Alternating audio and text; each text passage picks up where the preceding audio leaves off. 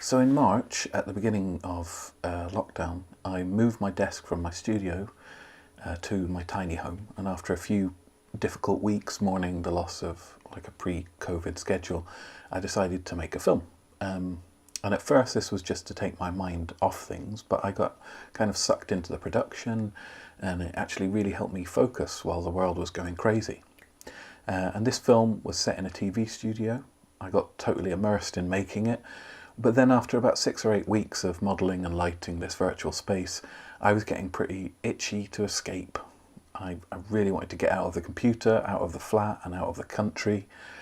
So this is why I've made Country Diary. So this is a film about nature made using a computer, because it's still hard getting out of London without a car.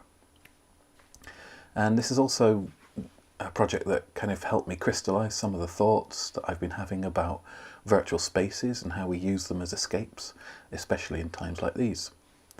So my main thought is it's really about how absurd it is to create replicas of natural spaces.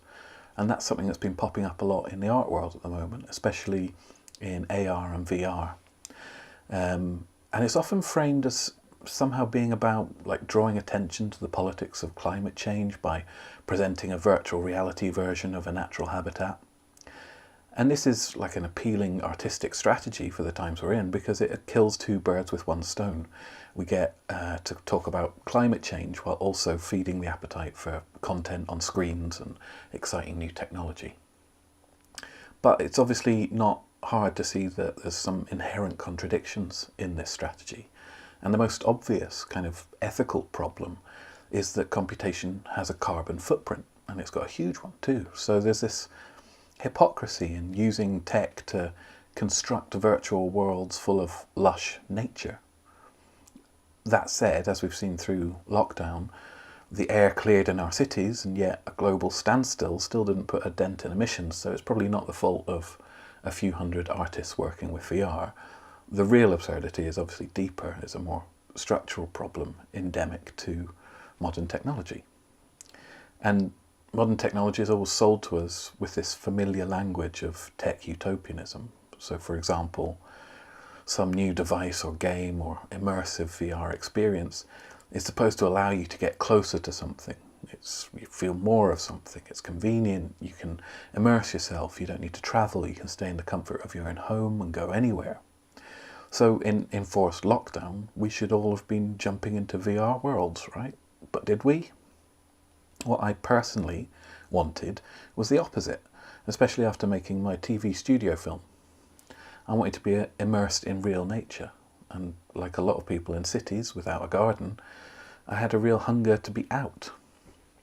So the thoughts that I was having really made me see how weird it was to build virtual worlds at the expense of real experience. And it's kind of obvious that at the moment we need to be preserving the natural habitats we have, planting new ones, and not mining the environment for the minerals needed to speed up all of our digital devices and flesh out our virtual worlds. So the contradictions run deep between environmentalism and virtual world building. So that sort of brings me back to the project that I've made for Somerset House's Sleep Mode exhibition.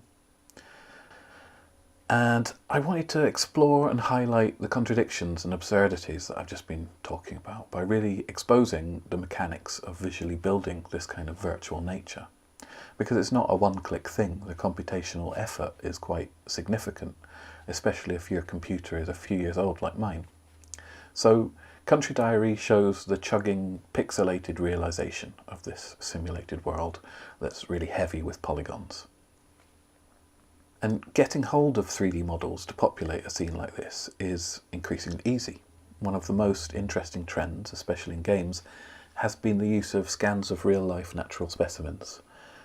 Often these are provided by a company called Quixel, who now have their library of natural objects embedded in the Unreal Games engine. So computers can now sort of heave this data. It's been optimized. Tricks are available to load very detailed models into a scene without crashing the computer. And because of this, we get images and aesthetics that take advantage of that. So there's a lot of games that are set in overgrown post-human landscapes full of ruins and creeping vines and wildness. And even within that, there's a certain sort of taxonomy of nature that's more prevalent. So, for example, it's easier to 3D scan a tree stump and import it into a game, or to scan a rock, than it is to scan leaves. So the former ends up looking more real than the latter. The vegetation looks real, but the water less so, and that's because you can't scan water. So I think what I'm getting at here is that form and aesthetics in virtual worlds are always led by industry, by hardware, and that aesthetics is this kind of second order thing. And there's another program that I've been using called Substance Designer, which is a program that lets users design sort of intelligent textures that can randomly populate photorealistic surfaces. And I've heard anecdotally from friends who teach computer graphics that, and also people who use it in industry, that there's been this kind of weird upsurge in students and artists paying a lot of attention to nature. So they're like this army of 19th century naturalists like John Ruskin or Henry David Thoreau. They perform this close observation of nature. But the funny thing is that the value of it is it's not for the spirit or the soul or for scientific inquiry or like humanity. It's for entertainment. It's for games and films that can be populated with more immersive content. So it's sort of in the services of photorealism and the construction of another world, a kind of proxy world that runs parallel to our own and that's created for entertainment and bound on every side by order and optimization and commercial hardware and software. Maybe this army of naturalists are actually more like the colonial collectors of the 1800s, capturing and imprisoning samples forever, like Pokemon meets startup culture meets Victorian specimen hunters.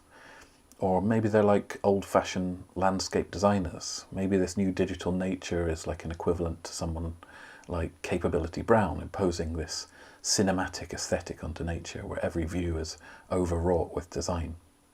Or maybe it's a kind of digital Darwinism where gradually through digitization a new taxonomy of natural resources is being created.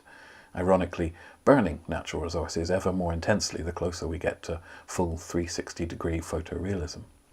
Anyway, all that is why it's strange to be here at home at midsummer in 2020, simulating a summer's day in software that will stream to your devices wirelessly for entertainment.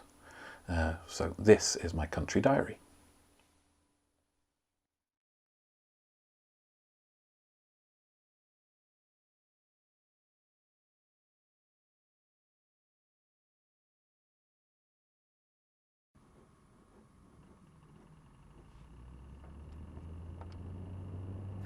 Helena Swanwick.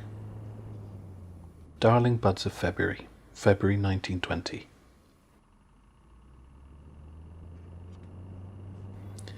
It is many years since vegetation was so advanced at this season as it is this year. A wail comes to me from a Herefordshire garden where the flower buds are appearing on the roses.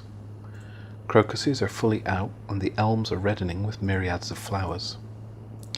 I amused myself this week by making a doll's garden for a sick friend, and in the moss-filled bowl there were Iris reticulata, the proud purple queen over all, Iris danfordae, golden and green, cyclamen and coum, crimson, a white crocus, violets, arabis, snowdrop, winter aconite, periwinkle, polyanthus, primrose, Siberian squill, a spray of lithospermum with gentian blue flower, and one or two tufts of sweetbriar and leaves of balm and bergamot. If larger flowers had been permissible, there would have been a fine show of hellebores. Helena Swanwick.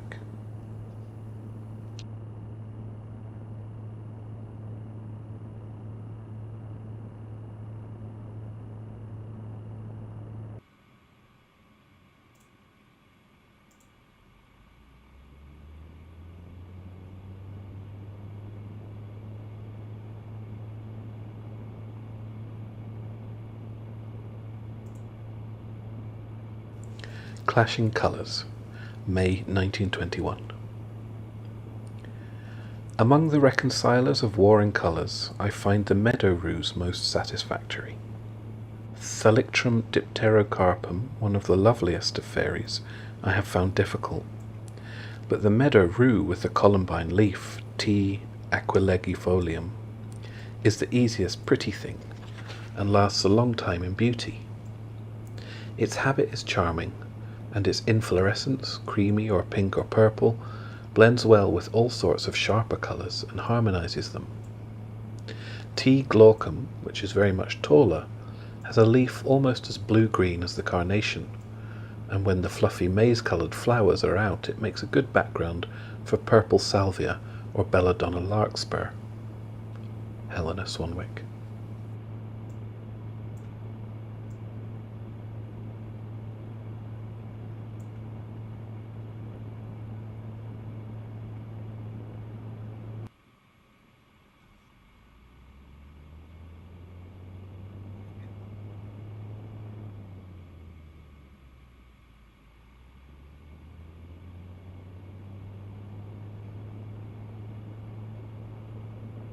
Unromantic Harvest, September 1927.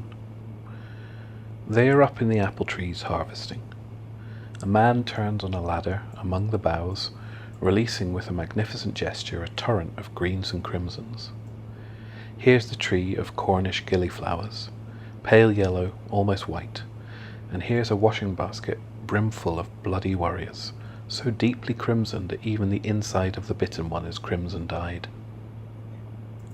Why is it that pears' names are mostly French, and the apples' names mostly English? Doyenne de Comice, Beurre de Amanlie, Marguerite Mariette, Marie-Louise, I mustn't forget plain English Williams. But all England is storied in the apple names. Peasgood Nonsuch, Ribston Pippin, Quarrendon, Worcester Pearmain, even in the quite modern ones such as William Crump. Good plain English crump. But I wish our northerners made more of a song about harvesting apples. Those southerners heaping up oranges and lemons in the groves of the Golden Horn of Palermo, or the family all turned out for the olive gathering in Tuscany, Ettore, Dario, Marietta. All the lot of them singing, they give the miracle a more cheery welcome than the gardener and his boy can contrive with us. Will Arnold Foster.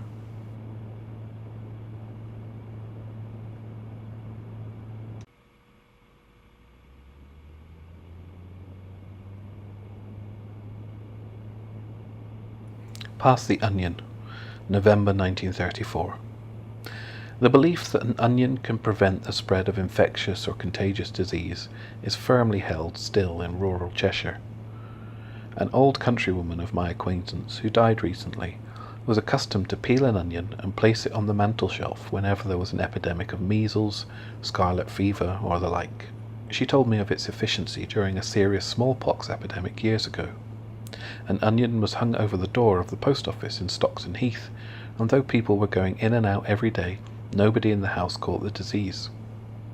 After the epidemic had died out, the onion was taken down, but it was all pitted with marks, and they said all the smallpox had flown straight into the onion. Arnold Boyd.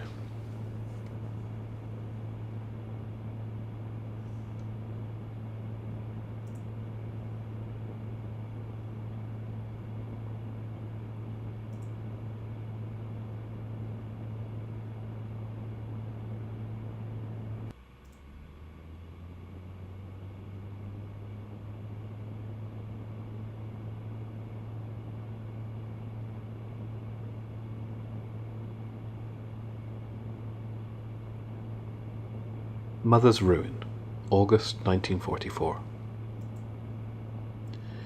I went for a walk down a country lane with a small evacuee from Middlesex who, like most children, took a great interest in wild flowers. We picked a bunch of between 20 and 30 different kinds: meadowsweet, bee-nettle, skullcap, enchanter's nightshade, yellow loosestrife and purple loosestrife, and other common flowers. But she refused to pick a bit of angelica, saying that it would break her mother's heart. Her mother explained later that she herself had been taught this odd belief in her childhood. Evidently a superstition of this kind is widely held in England, for among the country people in this part of Cheshire, kexes, or all the white umbelliferous flowers such as cow parsley, chervil, hemlock and angelica, are called mother dye, and some at least of the children dare not pick them for fear of killing their mothers. Arnold Boyd.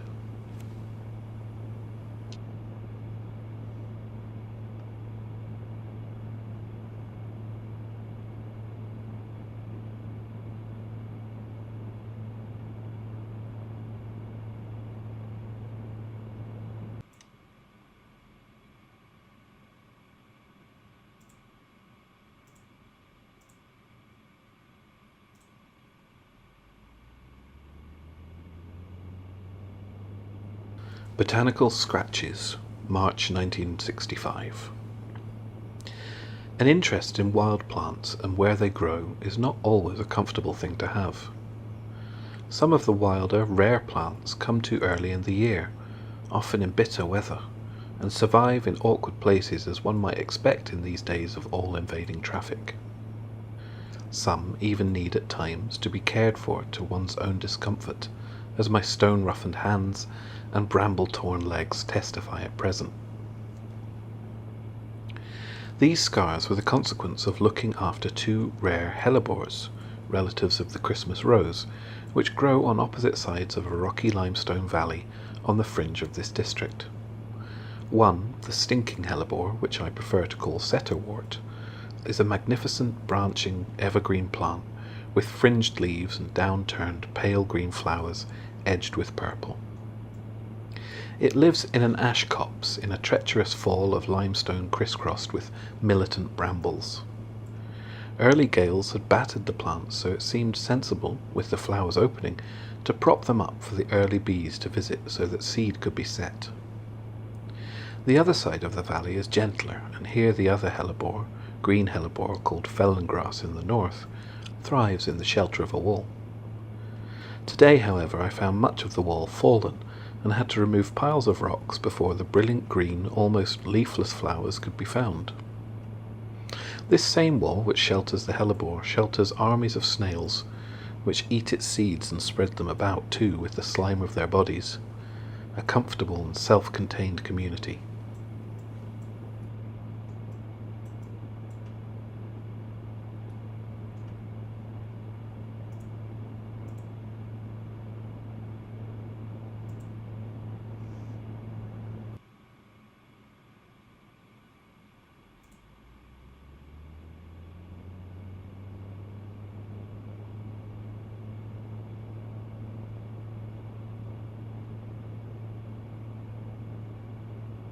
The Power of Plants, April 1969. A blister has appeared in the footpath, and soon, at this point, a few frail spikes of an errant lily of the valley will crack and lift a hand-sized fragment of 2-inch thick tarmac. The greyish-green rosette of white bryony at the bottom of the hedge is just showing its first ascending shoots, and within a short time these will be progressing upwards at the rate of 6 inches a day. Above the bryony, a pencil-thick shoot of sycamore, cut back only a few minutes ago, is already producing a steady drip of leaking sap.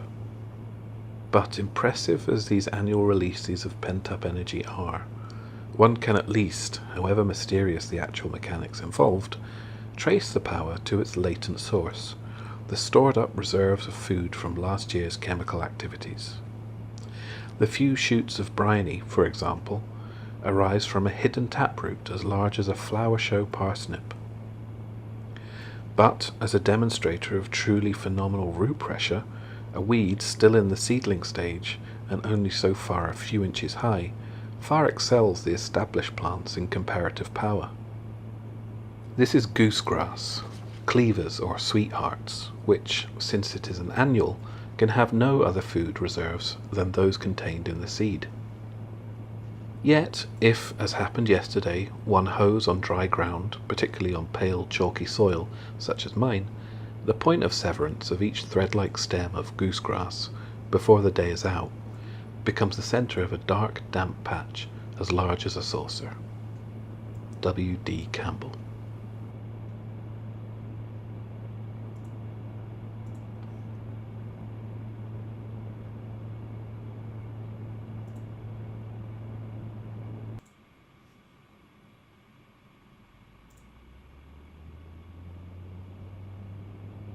Snakes in the Grass, May 1991.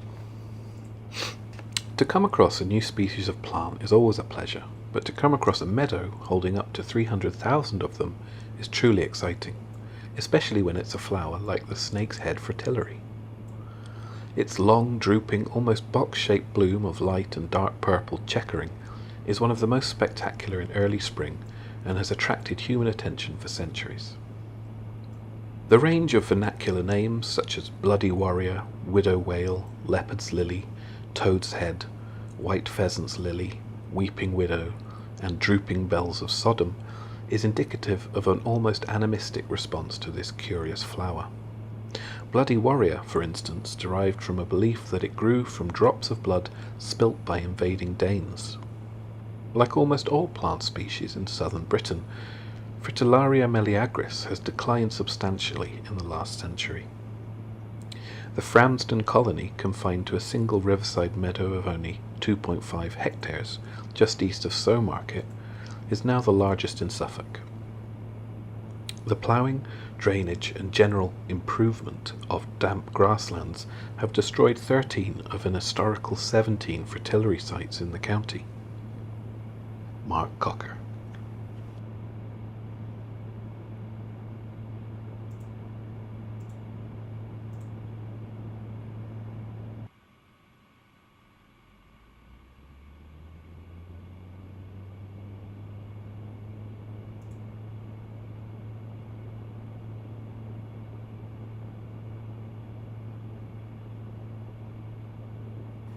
From Ooze to River, July 1997. From afar, the Wrekin and its surrounding wooded hills have all but vanished under a shifting smoky cape of cloud. Inside, the woods are dank and gloriously sodden. The air is spicy with the sharp green scent of bracken, the sticky sweetness of honeysuckle drapes and hidden stinkhorn. Within this humid wood mist, the fungi are stirring early from damp loam and rotten logs. Out in the open, in the regenerating quarry valley in Maddox Hill, is a spectacular display of common spotted orchids. An ooze from the quarry floor determines a new path, joining runoff from woods and lanes to drain into a little wet woodland. Beneath a canopy of alders, these trickles merge into a narrow stream, which leads to one of those uniquely secretive places. An old yew tree twists out of the stream bed, surrounded by a muddy pool with tussock sedge. From this swamp, the stream passes onto the road to plunge into the narrow gorge of the forest glen. Water from the north end of the Wrekin flows north through the forest glen into the old reservoir, out through Cludley and along the west side of Wellington, as the Beanhill Brook before entering the River Tern in the Weald Moors, and eventually the Severn at Atcham. Here in the woods of Hazelhurst, at the foot of the Wrekin, the recent rains begin that journey with a strange and rare song. This is the wild, indecipherable song of nameless streams, where few paths cross but none follow. A song which bubbles and pours over stones, roots, and mossy logs, deep and throaty in its narrow trough, thick and leafy under a green shade. A rare song because summer rains have in recent years been ephemeral, but this year's are persistent, strident, scouring the stream beds in a cleansing tide. This is the cold, clear lifeblood the ancients may have drunk here from a skull. Paul Evans.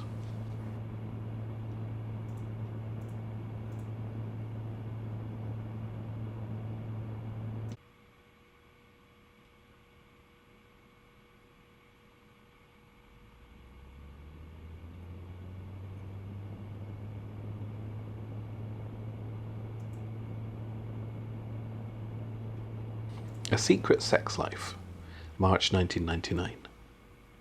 The wood anemones in Hollingside Wood at Durham are poised to spread their flower petals at the first hint of warm sunlight. The bluebell leaves have speared through the decaying leaf litter, and their flower buds are just visible. But for one group of plants here, the ferns, the annual race to reproduce is over already. Ferns are plants with a secret sex life, accomplished without the help of flowers. that passes unnoticed unless you know where and when to look. Late last summer, tens of thousands of tiny spore cases on the undersides of fern fronds burst and catapulted out dust-like spores that blew across the woodland floor. By late autumn they had germinated into a microscopic thread of green cells, broadening as the weeks passed into heart-shaped membrane, a prothallus, green, rootless and fragile, just one cell thick and not much bigger than a baby's fingernail. On the top, egg cells formed in tiny long-necked flasks called archegonia. Underneath the male cells, antherozoids multiplied, packed inside minute barrel-shaped containers. On a mild wet day in late autumn or early winter, all this can only happen in wet surroundings, even a brief drought is fatal, the containers burst, unleashing swarms of swimming male antherozoids that gyrated in the surface film of water, racing towards the egg cells along an attractive gradient of organic acids oozing from the necks of the archegonia. It all happened in the depths of winter, on a scale so small that only a powerful microscope could have made it visible.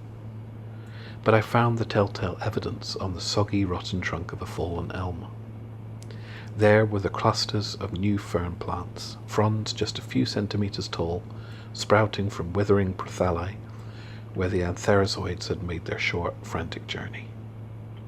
Phil Gates.